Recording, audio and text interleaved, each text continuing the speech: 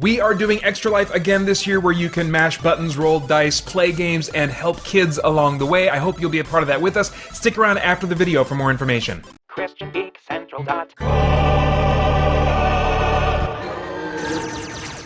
Hey guys, Peter Franson here from christiangeekcentral.com and Spirit Blade Productions. Well, we finally have the price and release date for both the upcoming Xbox and PlayStation consoles, and so I thought I would make a video that isn't like super polished and aiming to kind of tell you what to think about these consoles and which one you should get, but rather just invite you into my own deliberations, my own organization of my own thoughts as I try to figure out which of these consoles is the right fit for me. And hopefully, just by allowing you to kind of overhear that process a bit, it can be helpful as you are considering what your purchase might be as you look at the new consoles coming out. So first off, the Xbox Series X and the S, which is the digital version, the discless digital version, they are both releasing November 10th, $499, so $500 for the Series X,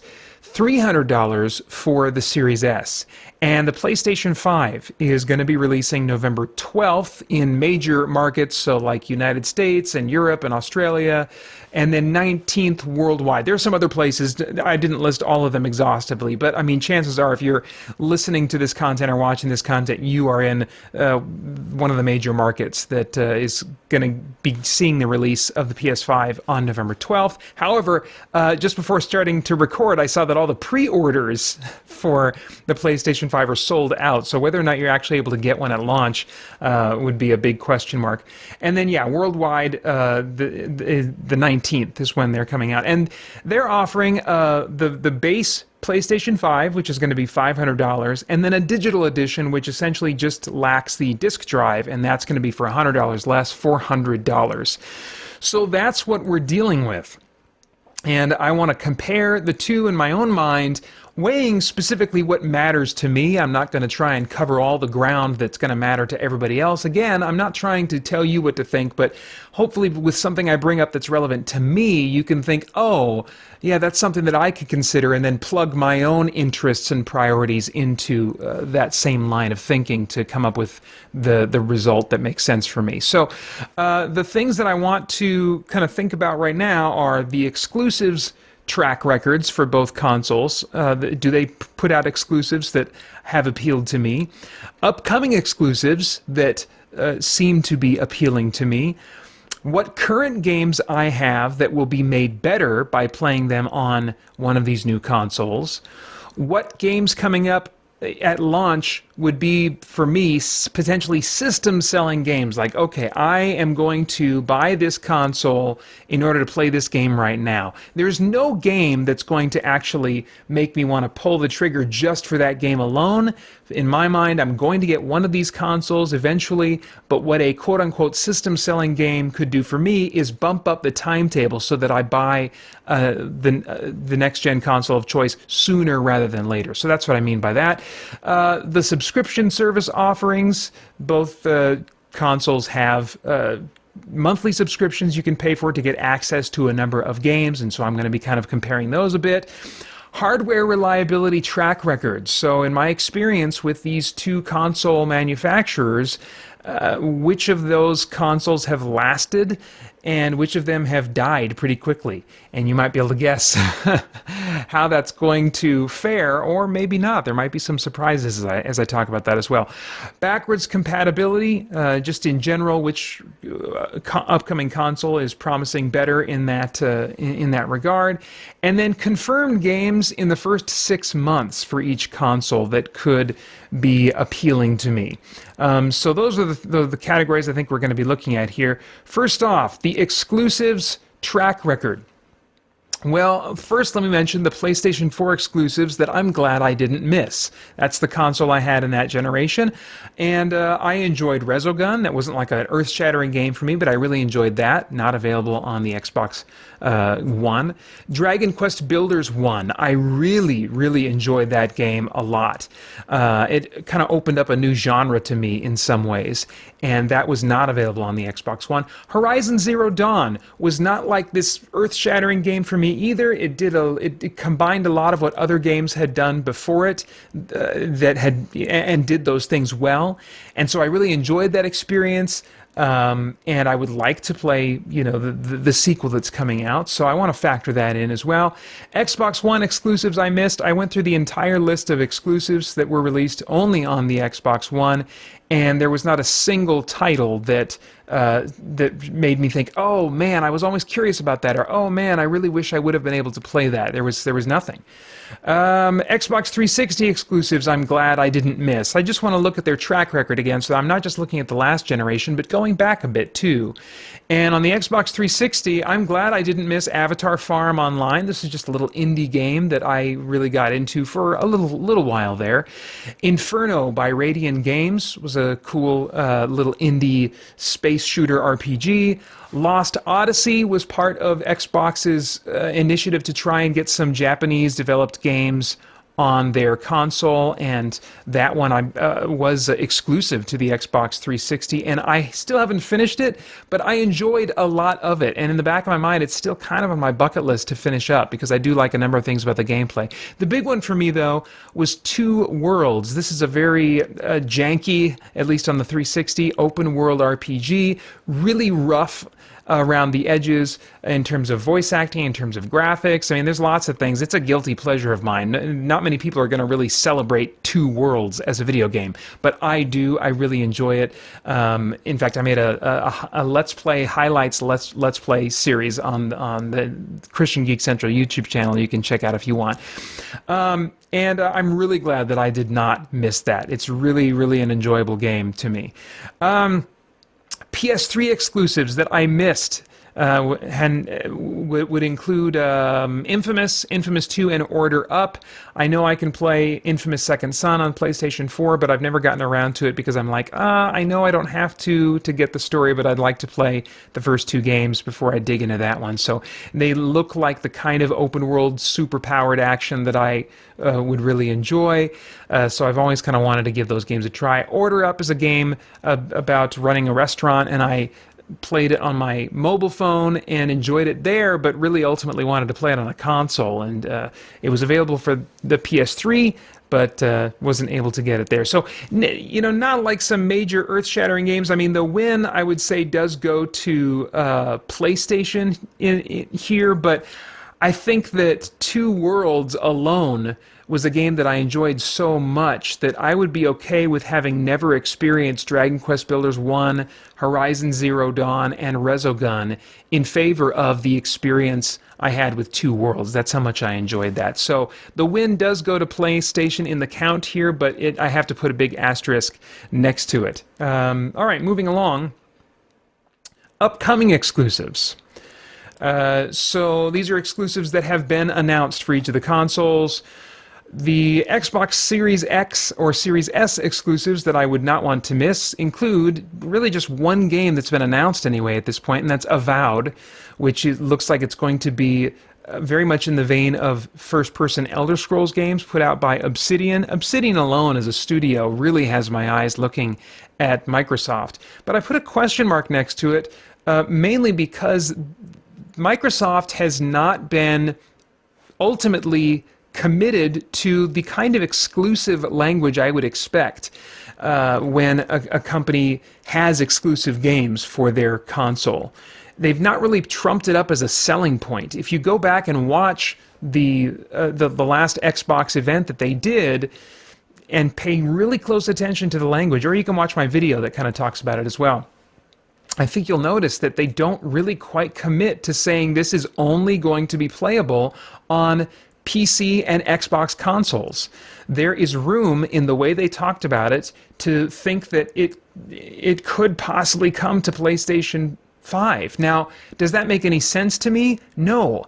But Microsoft has been making a lot of unconventional decisions in terms of how they've been handling exclusivity and talking about exclusivity, going much more for pushing Game Pass than really talking about exclusivity. So, do I think this is in all likelihood going to be only playable on PC and Xbox consoles? Yes. But I don't know what to think sometimes when it comes to what Microsoft is doing, and so I have to put a question mark next to that based on the language they've used and the tactics that they've been employing lately regarding exclusives and Game Pass.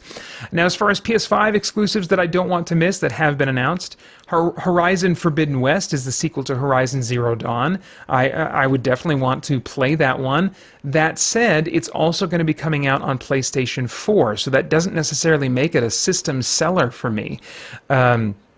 Unless they reveal, like similar to Lord of the Rings Shadow of Mordor back in the day, that there's a whole Nemesis system or something that is only going to be part of the game on the PlayStation 5, a significant gameplay element, not just graphics. Graphics is not going to do it for me.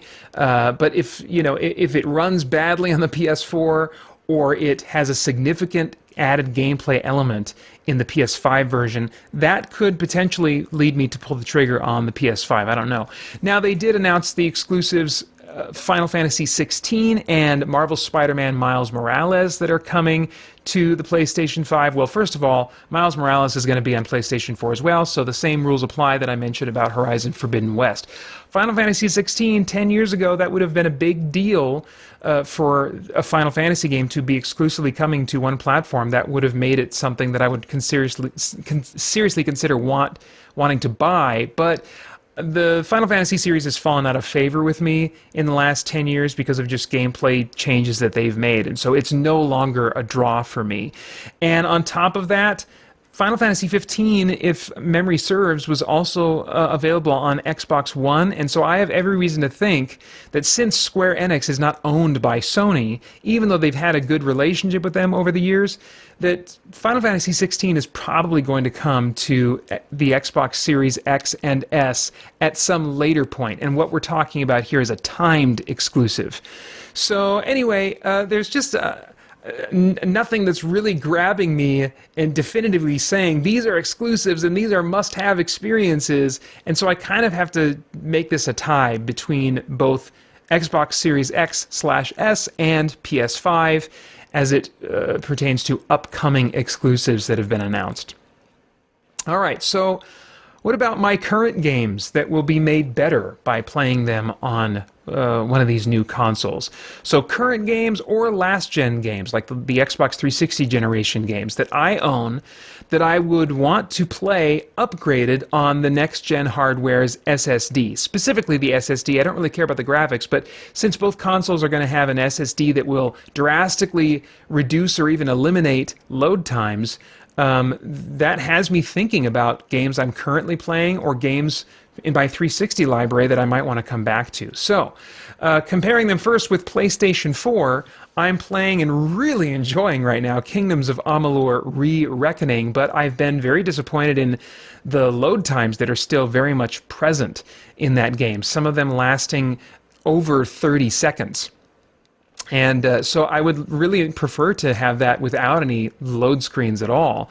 And then Skyrim, I'm still a sucker going back for more Skyrim. I'm doing a Let's Roleplay series for patrons at patreon.com/SpiritBlade Productions, where I'm playing as the bitter old wizard Eldarast and having a great time. And even when I'm not recording for that series, I am doing side quests on my own now and then off camera and enjoying my time in Skyrim. Now, they did a lot to reduce load times for that game, but there's still more that could be done, and so I think playing that with an SSD on a new console might finally make those load times virtually or completely gone. Fallout 4 is also a game that I've wanted to come back to for a while. I've been telling myself I'm going to come back to it, but every time I get close to coming back to it, I remember the load times. And so I think playing that game on PlayStation 4, since I already own it on PlayStation 5, playing it on PS5 without load times, which I should be able to do, is an appealing thought to me. And then also there's just all kinds of other games in my PlayStation 4 library that, even though they're not present to my mind now, I have quite a few of them, and it's likely that a good chunk of them I'll want to revisit at some point and would really appreciate having load times eliminated for. And Jim Ryan, I think, is the head of Sony, PlayStation anyway. recently said that 99% of games will be compatible. And so that's a pretty major claim, especially when you consider all the independent games that have been released for PlayStation 4. Now, those won't benefit as much from advanced load times and graphics and stuff as some of the more AAA games. But even so, I think I have good reason to think that all the games in my PS4 library that I'd want to come back to will see some kind of improvement in loading when I come back to them. So that does have some appeal to me. Looking back, though, at my Xbox 360 library, there are still some games there that I will want to come back to at some point. I'm in the middle. I mean, I started it back in the spring, but I'm in the middle of another playthrough of Fallout 3 that I've actually in recent days been thinking, I think I might be ready to go back to that for a little burst of gaming here for a couple weeks maybe. And I would love to have that without load times. I have grown accustomed to them, so it doesn't feel as urgent to me, but I know that I would really appreciate that. And sometime after Fallout 3, I've already been thinking about getting back into Fallout New Vegas. I've never done a second playthrough of that game, and I've always wanted to, and doing that without load times would be awesome. And likewise, Oblivion. I am probably 3/4 of the way through a second playthrough of Oblivion, and in the process now of just exploring all the different locations that I can in that game. And I would love to do that without load screens. That would be quite the novelty. And then also Dragon Age Origins / Awakening, which is the nearly full-length expansion to Origins. Really enjoy those. I don't have a pull to go back to them yet, but I think that I probably will. Same with Dragon Age 2. I've never played that a second time, even though I've played the original several times through. I've said to myself that sometime between now and when the next Dragon Age comes out, I would like to go back and play Dragon Age Origins and Awakening, and Dragon Age 2, maybe Inquisition as well. And so for that playthrough, I know I would appreciate being able to do it without any load screens. So counting all those up, the winner I have to tally up as being Xbox 5-3, but again, I got to put an asterisk next to that because I feel a much more urgent desire to play the games currently on my PS4, Kingdoms of Amalur: Re-Reckoning, Skyrim, and Fallout 4. I'm much more interested in much more immediately getting back to those than any of the games that I listed on my Xbox 360. All right, continuing on. Which system sellers do these console manufacturers have for me at launch? None. Neither of them have any system sellers for me. Nothing that I feel like, oh my gosh, when this thing releases in November, I've got to get it so I can play blank. And yeah, so there's it's not to say there aren't cool games coming out. I'm looking forward to Assassin's Creed Valhalla and hoping that that's good, but I'm not super buzzed about Assassin's Creed these days because the gameplay's loop has been getting a little old for me in Assassin's Creed Odyssey, and so I'm not really starving for another Assassin's Creed experience in the mold that they've been making them. I know I'll enjoy it eventually. Eventually I'll have an appetite for it, but I don't feel that now. Watch Dogs is a big unknown as to whether or not I'm going to enjoy that. So there are some games that have some promise, but nothing that are saying to me right now that, oh man, I've got to get this console at launch so that I can play that. So that if there's a winner, it's a tie, 0-0. So they both equally win and lose in that category. Now let's talk about these subscription service offerings. Okay, so the Xbox Game Pass is $10 a month. I mean, both services are $10 a month after whatever introductory specials they might have running. And I've been really impressed with Xbox Game Pass as I've looked at it at a glance over the last couple of years. But recently, as I was getting ready to make this video, I looked into it a little bit more and I realized something that really soured me to the appeal of Xbox Game Pass and PS Now for that matter. Both of these services, although they have a lot of games on them, the vast majority of those games on both services cycle in and out of availability much the same way that movies and TV shows do on Netflix or Amazon Prime. So, although we're looking at a potentially awesome value, it's only going to be a value to a particular type of player who plays games in a particular kind of way. For example, if you mainline a game, which I used to do and would like to actually get better at, focusing on one game at a time, but I don't as well as I would like to. But for those who mainline a game, you're going to play a game front to back in 1 month maybe. And that's with Game Pass, that's all the time you're going to need. And if that game disappears the next month or 3 months later, it's not going to make a big deal to you. But for someone like me, who does usually focus on one game at a time, but also has on the back burner other pots that he'll come to and stir, other games that he'll come to and play just a little bit of to take a break from the main game that they're playing, there are games that I am still making my way through and enjoying, and I'm very glad to have in my library, but I've been working on them for 6 months, a year, or more. And some games on these services are only there for like 3 months. And so I really have a different perspective on these services now. And the only way I felt like I could potentially compare them and consider value for each of them is to look at what first-party games they have available on these services as an indicator of what games will always be there. Because I think at least in the case of Xbox, because they're pushing their first-party studio games being available on Game Pass, that they're likely to keep those games on there all the time and not cycle them in and out, so that value can always be maintained. And so for Xbox Game Pass, $10 a month, first-party games that they have on that service now that I have enjoyed or would like to play, which is odd to say that I've enjoyed first-party games as a PlayStation 4 guy, talking about Xbox games. For some reason, some of their first-party games are seemingly currently available on PS4 or seemingly will still be available on the next... I don't know what's going on with them. Anyway, Wasteland 3 recently released. I think that maybe a Wasteland 4 could be exclusive to Xbox. Because that game was in development, I believe, before they were purchased. Obsidian was purchased by Microsoft. So, but anyway, Wasteland 3, I enjoyed my time with that. I think I would like to come back to that sometime. Pillars of Eternity, also Wasteland 3 is In Exile, not Obsidian. Obsidian developed Pillars of Eternity. That's one of my favorite games of all time. Now, Pillars of Eternity 2 had bugs and issues with load times. I do want to come back to it eventually, but I haven't jumped on it quite yet. But anyway, I really like the idea of Pillars of Eternity, that as a series being available always on Xbox Game Pass. In fact, let me double check, because I only have the first one written here. Oh, that is interesting. Pillars of Eternity 2 Deadfire is not currently on Xbox Game Pass.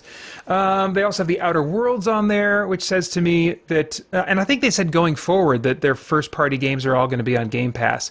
So I don't know why Pillars of Eternity 2 isn't on there. Maybe that announcement was made after the release of that game. Anyway, the Outer Worlds, so a sequel to the Outer Worlds would presumably be on Game Pass. Wasteland 2 is there. Wasteland Remastered is there, which I cannot play on PS4, even though Wasteland 2 and 3 I can.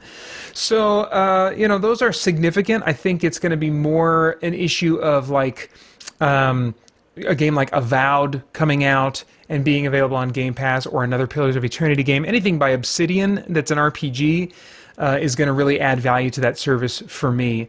PlayStation Now, $10 a month.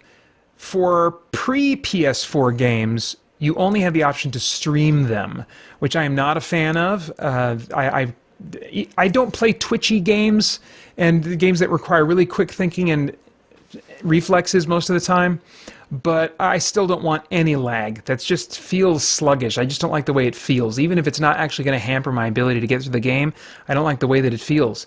So, yeah, I'm really just looking at mostly PlayStation 4 games. I mean, and the first-party games that I've enjoyed or would want to play Infamous and Infamous 2. Those are PS3 games, so that's going to be streamed, and that's going to have some lag.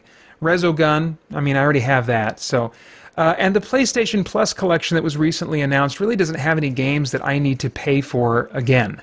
you know, because I don't have PlayStation Plus, and so I don't need to get PlayStation Plus to play those again, I guess, on PS5. So the winner in this category is Xbox 5-3, or really 5-0 in this case, because I don't want any lag at all, and I don't have any reason to play. I already have Resogun, so I don't know. Yeah. The thing is, even if the best case scenario, like say Avowed, is available on Xbox Game Pass, and I buy that and I mainline it until I'm done with it. And let's say it's a big game, I can't do it in a month. Let's say I do it in, I don't know, let's say it takes me 7 months, because games are going to cost $70 on these new consoles, right? So for 7 months, I just play nothing but that. Now, that wasn't even true of me for Skyrim, but 7 months, okay. Well, what happens when 2 years later I want to play that same game again? I want to come back to it. I'm the type of gamer who does come back to their games. I'm still going back and playing PS2 games now and then. I don't want to have to renew my... By that point, I've already paid the full price for the game. And so for the money I've put out, I should have it anytime I want. I should have just bought the game so I could have it any time that I want. I'm very particular about the kinds of games that I want. I'm also a bargain hunter, and so oftentimes I will buy them on sale or used or whatever. That's why I'm really, as I'm comparing in my mind these two consoles, I'm just looking at the disc-based versions, because I'm going to earn the money back that I spend extra to get the disk drive version of these consoles. I'm going to earn that back within the space of 3 years of owning these consoles, and then some, I imagine. So it's totally worth it to me to still have access to the used disc market and to be able to sell my games as well. And so just being the type of gamer that I am, I just can't see a subscription service from either of these, even as much as Xbox has been doing well in this regard, in my opinion. It just ultimately is not going to be a factor for me. So I do give the win to Xbox, and I do think it's worth considering. But I don't know. I think the only thing that could be useful to me is if at some point, if I get the S, and I just want to try out a bunch of games really cheaply and easily, then I can get Game Pass for 1 month and try out a bunch of games and then cancel that service and decide when I'm going to buy. That, and maybe the same would be true for like PS Now. That's the only value that I think these services have for me. So to say that Xbox wins in this category says virtually nothing as far as my decision on which console I would buy. All right, hardware reliability track record. So what's the likelihood that an Xbox Series X is going to last as long as I think it should? Or a PS5 for that matter? That's why this category is important to me. That's why I'm looking backward. As far as PlayStation, now I've only owned one Xbox console type, and that's the 360. But I've owned a PS1, a PS2, a PS4, and a PlayStation Vita. And so the PlayStation 1 lasted its full lifespan for me. Toward the end, I did have to turn it upside down in order to keep the games being read properly by the laser. But it lasted for me until I got the PS2, at which point those games were backwards compatible on my PS2, so I didn't need it anymore. So I'm satisfied with that. My PlayStation 2 is still kicking, and it lasted with just a little bit of delay in reading discs until the Xbox 360 came along, and I purchased one of those. But I have opened it up. In fact, soon after getting my 360, I think, I opened mine up, used some DIY stuff from online to adjust the laser to get it reading discs again, because it did at one point stop reading discs. And so I've been able to keep it still kicking, but that's really on me. It's not really on Sony and how well they made the PlayStation 2 console. Even so, no other components have given out, surprisingly, and so as long as I'm able to get in there and adjust that laser, it still keeps working for me. The PlayStation 4 I've had no problems with. I'm very happy with that. And so, yeah, I think that's probably an improvement. Well, certainly an improvement. Let's see. The PlayStation Vita works well for me as a handheld console. but the remote play does not work as advertised, and so that kind of adds a little bit of a ding against Sony's record in that regard. Now, as far as the Xbox 360 goes, I saw 3 Xbox 360s die in my home to the open tray error. And that is the error where it will fail to read discs. I never experienced the red ring of death, but the fact that so many others did, and I experienced this open tray error on multiple Xbox 360 consoles, just really made me feel like this is crap hardware. I loved so many of the experiences I had on my 360s, but I do not find that to be reliable hardware at all. And so I swore off ever getting another Xbox console of any kind again, at least not a new one. But when the Xbox One launched, we saw since then an overhaul of that console's functionality, introducing backwards compatibility, getting rid of the Kinect, and moving that processing power over to help run games better. Under the new management of Phil Spencer, that console has really been turned around quite a bit. And so I think that says a lot to me about how Xbox is going to be building their hardware in the future to appeal to my interests, my priorities. And on top of that, what they suffered with the Xbox 360 and all the repairs they had to do, the replacements they had to do for that console, cost them so much money. I think in the billions. I can't remember, but I think it was in the billions.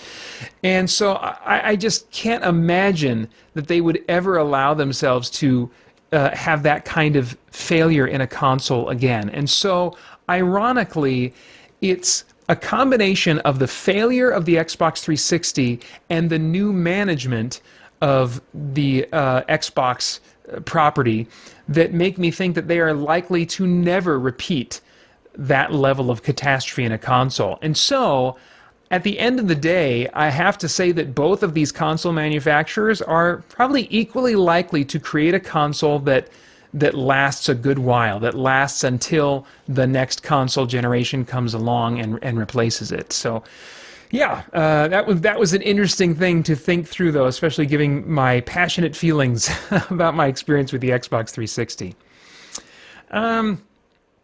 Backward compatibility for games I want to play or perhaps would like to play again. The Xbox Series X is it looks like it's going to be able to play Morrowind, because it seems like what they're saying is that the Series X and S, for that matter, are going to be able to play all of the games from the 360 era that the I think I said Series X or Series S, and my phone thought I was talking to Siri. But I think that they're going to be able to take advantage of the same backwards compatibility as the Xbox One. So, because the Elder Scrolls 3 Morrowind is available via backwards compatibility on the One, it should be playable on the Series X. And I've been waiting for Skywind to get finished. That's a mod for Skyrim on PC that will make Morrowind playable entirely in the Skyrim engine. And I already have Morrowind on PC, and I will easily, without delay, buy Skyrim again on PC to play that with a gamepad all the way through. But it still might be a long time before that thing is finished. And so if I lose patience at some point and want to play Morrowind with a gamepad, which is, that's a likely scenario at some point, depending on how long it takes for Skywind to get finished, then the Xbox Series X would be the way that I would want to go on that. I'm not feeling a strong draw to that, and it's only that's the only game that came to mind. But that said, I have a bunch of games in my 360 library that the 360 I have now, it's gonna die. It's someday. I don't know when. It's the last model of 360 that was made, and so it seems to have all the kinks of the prior models worked out of it. And so I have no reason to think it's going to die anytime soon, but it's going to die sometime. And there are a lot of games in my 360 library that I have kept that I'll want to go back to. So I think that the backwards compatibility will matter more when my 360 finally dies, it doesn't feel as urgent right now. But again, I think it's possible that I'll get both consoles eventually. This is more about my decision-making process for what console I want to buy in the near future. And so I don't think playing Morrowind is really a factor for me. As far as PlayStation 5, well, they've been notorious in their vague sketchiness in how they describe their backwards compatibility for PlayStation 5. They've talked about how 99% of PS4 games will be playable on PS5, but they've said almost nothing about what backwards compatibility could possibly look like for PS3, PS2, or PS1 games.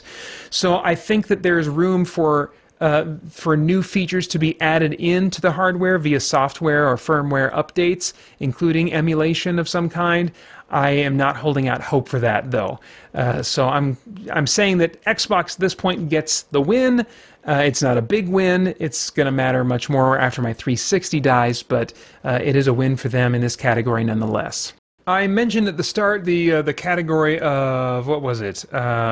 Confirmed games in the first 6 months of these consoles launches that interest me, and I ended up not really making any notes on that one because it kind of falls into the same category as exclusives or system sellers and stuff. The fact is there are not any games for either console that have been announced at this point coming out in the first 6 months that I'm thinking to myself, I've got to get the new console for that. I mean, even looking past launch, Far Cry 6 is a game I'm definitely interested in playing.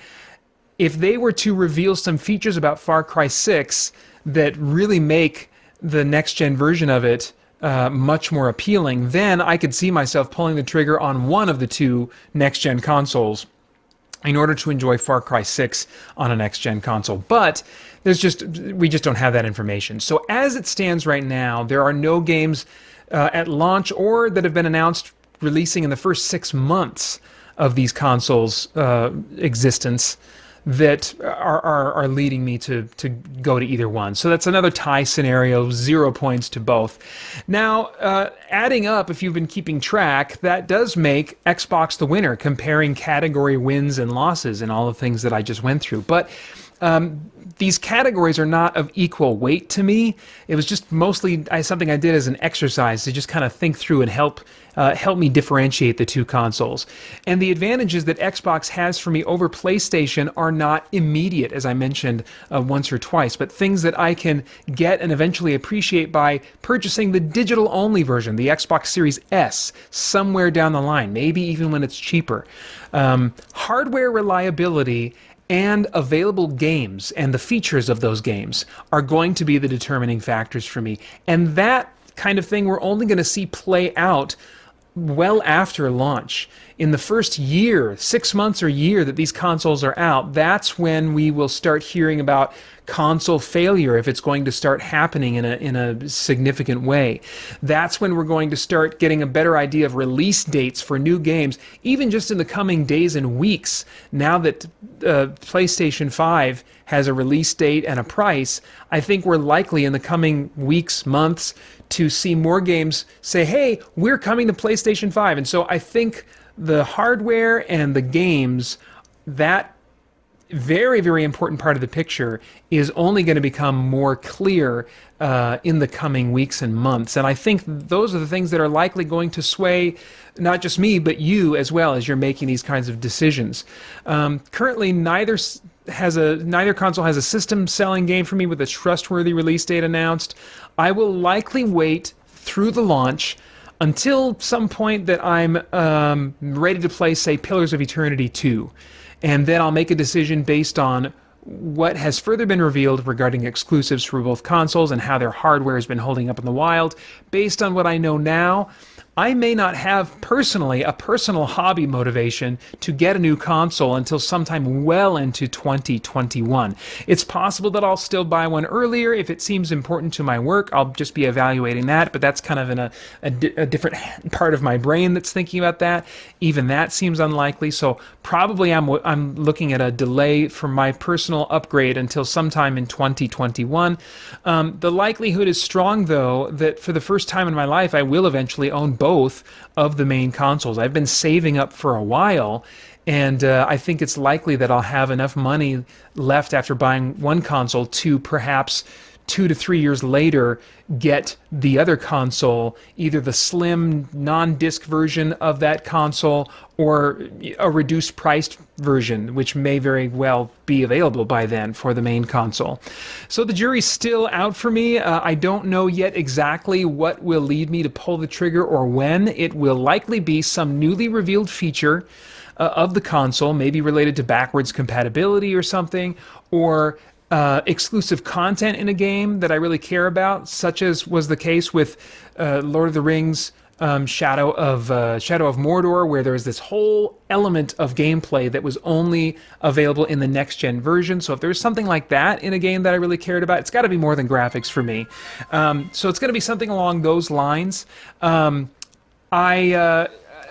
But I don't know until I actually see it. What that thing is going to be.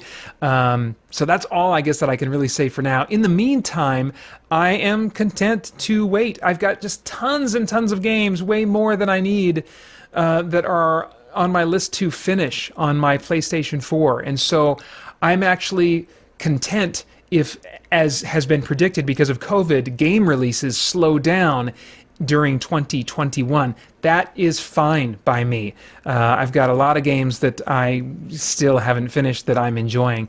Hopefully something in the deliberations I've shared will help you decide what route is the most fitting for your interests and circumstances. Maybe there's some aspects of the decision making that I brought up that you hadn't thought about that'll help you make the choice that's going to be most fitting for you. As always, it's worth remembering that today's new and shiny is tomorrow's been there, done that. Hype can be fun, but it shouldn't be something that controls what we do with the resources that God has given us. And that's hard. That goes against my tendencies, but those are the values that I'm trying to live by as I think about all this stuff, and I hope that that's something you'll consider too. That is all for now. I'd love to know, is there a system-selling game for you that's been announced, or a system-selling feature for you about these consoles that's been announced? You can mention those in the comments below, and then of course I hope you'll join us soon over at christiangeekcentral.com as we continue to geek out and seek the truth.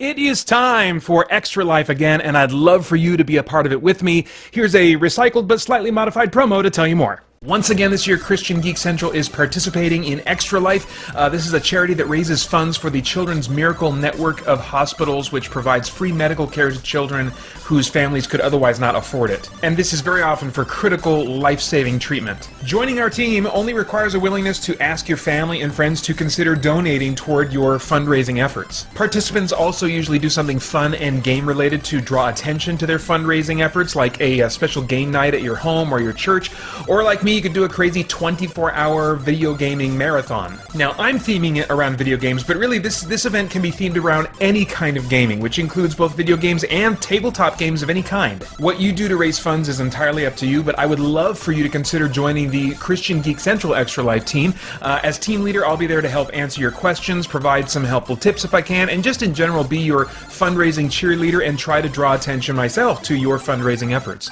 You can get more information about the event as a whole at extra-life.org, and if you choose to sign up there, be sure to select Christian Geek Central as your team so I can get in touch with you and then just help in whatever way I can. Fundraising can begin at any time, but our main push is going to be through the month of October leading up to November 7th. That's the annual Extra Life Game Day, when I'll be streaming my 24-hour video gaming marathon live and trying to stay awake without throwing up. More details on my live stream as we get closer to it. That's it for now. Thanks for watching. Bye-bye.